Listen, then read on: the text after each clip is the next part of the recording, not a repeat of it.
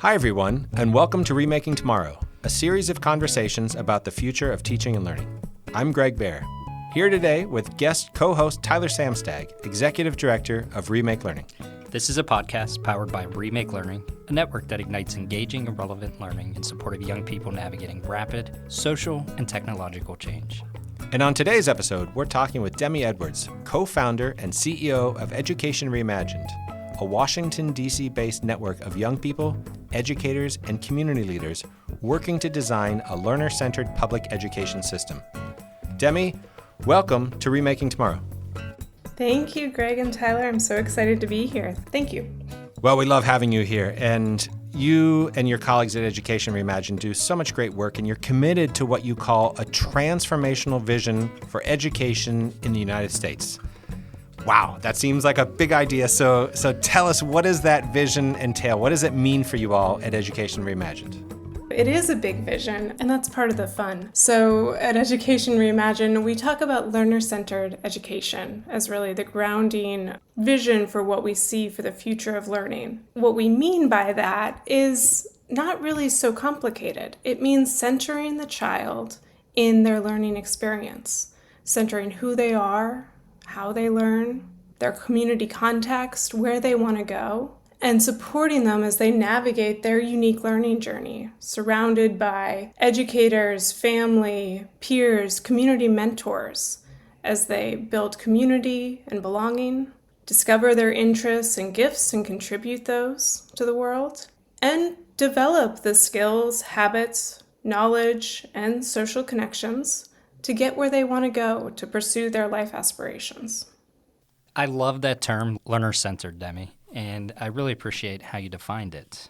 Can you help us better understand how a learner-centered system differs from what most of us might think of when we think of learning in school? In a more conventional system, it really is about having everyone move through a relatively standard set of subjects, curricula, and touch points, with the assumption that we know what young people need to get through, we know how they learn, and we know what they'll need to be successful in life. So let's get them through that process and set them up for that success. And a learner-centered approach flips that on its head and says, we don't know yet what this child will need, and reorients to bring all of the wealth of knowledge that educators, community mentors, and others have to support them in charting their unique course. A lot of our listeners themselves, they're teachers, they're educators out of school, they're parents like I am, and I'm sure they're thinking like, okay, I get this makes sense. And one of the things that you all at Education Reimagined endeavor to do is build the field as you describe. So tell us what that means, because you're not building a soccer field. You're not building a field of dreams. Like, what is the field that you're building, and how do you make it plain for a parent that might be sitting in Peoria? And the concept of building the field is really helping those who have this mindset for learner-centered education know that they're not crazy, they're not alone. They're actually building the future of what public education can look like. And so our work is to seek out and connect those who are advancing this new approach to education, help them get better at it, help them learn from each other how it's done, what it looks like, and build the evidence and understanding of the impact so that families can access it, so that policymakers can understand how to make it easier to do this work. Right now, we have partners all across the country, from Tacoma Public Schools, where a trio of sister schools is co-located in the zoo, theater district, and local businesses, and supporting young people to have internships and build their skills and understanding of what they want to do with their lives as part of their public school experience. We have Past Foundation in Columbus, Ohio, where they're a makerspace and education R&D lab that connects young people with businesses in the area and helps them build their STEM identity so that they can see themselves in a career that they might not otherwise think is accessible. We have micro schools all over the country emerging. In Miami, Florida, Verde Eco School is co-located on an urban farm where our littlest learners are learning science and technology and advocacy as they try to help support their local sea turtle population. So across these really different examples of learner-centered education, it can be hard for them to find each other. So our work is to make that easier and help them have frameworks and language so that they can talk across the really diverse models and build collaborative partnerships, improve their practice, and help enable this approach to not be on the margins, but really be seen as a possible future for public education. Demi, I know Education Reimagined has something called the Learning Lab. And when I think of a lab like this, I picture a group of mad scientists, maybe in lab coats, dreaming and creating new ways of learning. Can you tell us what really happens in this learning lab of yours? Yeah, I love that image. Maybe we need outfits for our learning lab. So our learning lab is that place for community that I was describing, for those who are out there pushing the limits of how education can operate to come and find home, partnership, community. So we organize it through conversations, site visits, and learning programs so that those in this field can better understand what's already happening and help it go forward.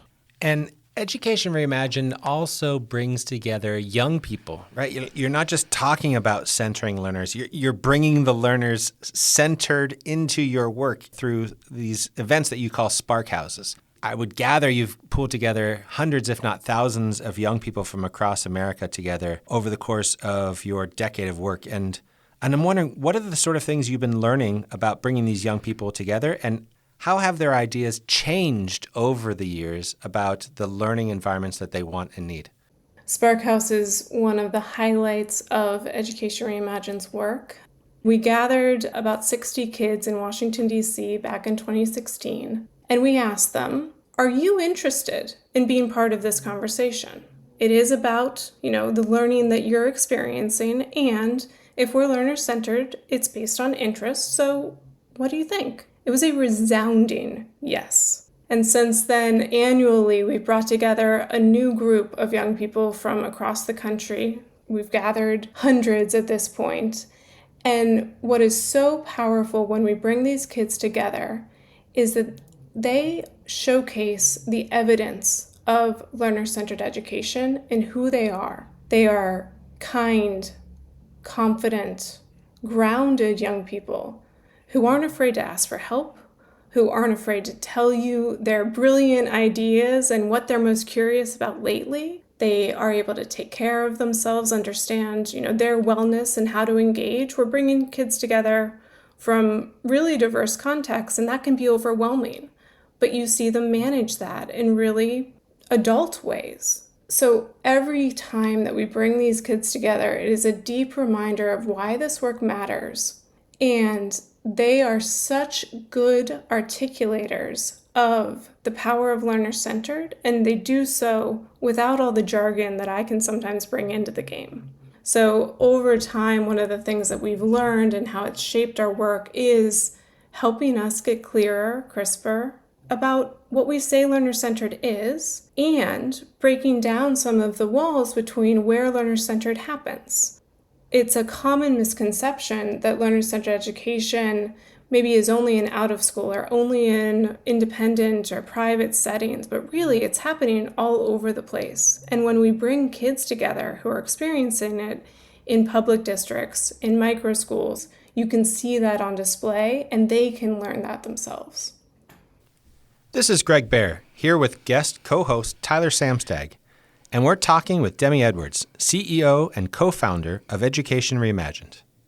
Demi, let's turn our attention to Education Reimagined's second bucket of work, the invention in action, where you work to turn learner-centered ecosystems into a public education reality. Can you start by sharing with our listeners your understanding of that phrase, learner-centered ecosystems, and how is your organization working to bring that vision into realities in communities all across the country? Tyler, thank you for that question. And I know I'm in good company with others who are passionate about the possibility of learning ecosystems. For us, I've talked about what learner-centered means, and ecosystems are taking that vision of learner-centered education one step further and asking, what if our public education system enabled this more human, connected, relationship-centered, community-grounded approach to learning? How would we reinvent our structures to do that? And if we look across our communities, schools, parks, libraries, museums, businesses, community centers are already ripe, robust places of learning. So how could we connect them to enable young people to navigate these myriad learning opportunities, learn from more folks, and build their skills and pathways in this more networked stance? So, Demi, when you think about learning ecosystems, you and your team, you're learning about them every day. Can you share with us some of what your research has revealed so far about learning ecosystems and also the things you still hope to learn in ways that would be instructive to schools and communities and the people who have something to do with nurturing these great learning landscapes? The learning has been incredibly rich, and there are so many places that are up to this work. I mean, you all are sitting in Pittsburgh, where Remake Learning is helping families and educators better know all of those learning opportunities. I could look at in Brooklyn, Runway Green is building a public-private partnership where a local charter school is working with New York City, DOE, National Park Service, local businesses to revitalize a former municipal airport field, Floyd Bennett Field, so that young people can pursue projects and create learning connected to the green economy. I can think of Colorado Springs School of Technology, where district, business, and local university have come together because they recognize that the influx of cybersecurity and tech jobs are not ready to be met by their local population. And so they're creating a zone of innovation in which a much more industry-connected, internship-centered, mentorship-based learning model can exist and inform districts around them. So I share these examples because what we're learning is that learning ecosystems emerge from all kinds of entry points, but that one of the first and most primary pieces of the work is building shared vision, bringing together the community leaders, whoever it might be, business, district, parents, higher education, community activists, and helping them to build a shared narrative together about what their learning ecosystem can address, can accomplish, and the transformation it can have for kids. Second, we're learning that partnerships are essential, and partnerships can be challenging. How do you communicate this possibility across these diverse sectors that have competing views? How do you build and sustain a partnership amongst uncommon allies? And yet, if we aren't able to build across silos, these learning ecosystems will remain isolated pockets versus really enabling structures. So those are some of the things that we've already been learning and discovering. Demi, you've shared exemplars from all over the United States, which I really love to hear.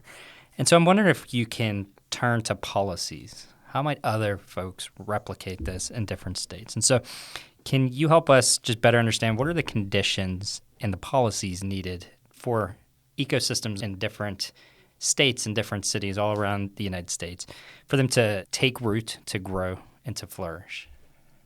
The question of policy is really an essential one. What we are noticing across the country is that policies already exist in many places and can be leveraged to create these learning ecosystems. Policy can also be a barrier. We're seeking to discover and uplift where this work can already go forward from a policy context and to highlight the places that do create persistent barriers to these ecosystem inventors, whether that's around seat time requirements or funding mechanisms, and offer up principles for how a more flexible, human, community-centered ecosystem could operate.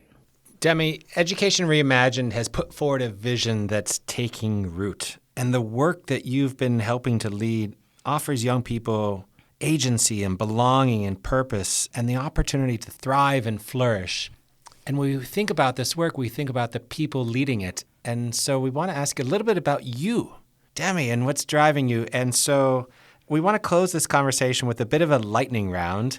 Fun questions about you as you lead this work. First answers that come to mind. Are you ready to play a little bit of a lightning round? I am. Thank you. All right. You're learning a lot about learning itself, Demi. So what's the most surprising thing you've learned along the way about how people learn? Maybe I'm not surprised, but the role that relationships have in how learning happens, it is worth repeating again and again and relearning again and again. And particularly in this age of, conversations about AI and who are we talking to and who are we engaging with, it so matters who we're surrounded by, what models we have, and how these interactions shape who we see ourselves to be and how we think about the world. And when we think about a younger Demi, can you think back to a relationship that you had, not with someone in your family, but rather maybe a neighbor or a teacher or a coach or a mentor, someone whose relationship to you meant something special and transformative? I think of an art teacher that I had. She ran art classes in the community for adults and kids, Mrs. Robertson, and she created this incredible pocket of dynamic choice, passion, ability to try things out and fail and pick up again. And you would enter these rooms where there would be 20 plus people, all with different mediums of art, all pursuing different styles of art. And she would be flitting about between them, encouraging, nudging, giving guidance. And you would see over time the evolution of people's skill and talent evolve. And you would barely notice she was instructing all of us and creating that space where it could happen. But it was so natural, joyful, and fun. I think back on that and I miss those days. Big shout out to Mrs. Robertson. She sounds spectacular. Demi, I think you're the first podcast guest who went to the same high school I went to. Yes. So what is your favorite memory of being a tiger? Ooh, I wasn't expecting that question. I think of 5th grade at Bradford Woods Elementary. And it was a year that was full of community opportunities. We went camping. We created sweatshirts with snowmen on them. We created undersea experience in the gym. I think of that as being a year that was really celebratory and joyful as we journeyed on into 6th grade and went to middle school. And I think of the teachers who made that possible. I love that. I also think about being a 5th grade tiger. Our teachers, Miss Stupplebean, Miss Spitznagel, and Mr. Cipher, looped with us from the 4th to 5th grade. And so in 5th grade, we held those relationships like the Mrs. Robertsons of the world, and it was combined with just joyful opportunity that 5th grade year because they knew us and they had worked together as a team and they created a canvas for us on which to paint. I love that answer. Demi, before we go, just one more question for you. What's one thing that parents and educators can do today to make tomorrow a more promising place for every learner? Think back to yourself as a child, a teen. What is a question that you really wish someone had asked you or asked you more? And go find a child in your life and ask them that question and really listen to their answer. Thanks again to Demi Edwards, CEO and co-founder of Education Reimagined. Remaking Tomorrow is powered by Remake Learning. Learn more at remakelearning.org.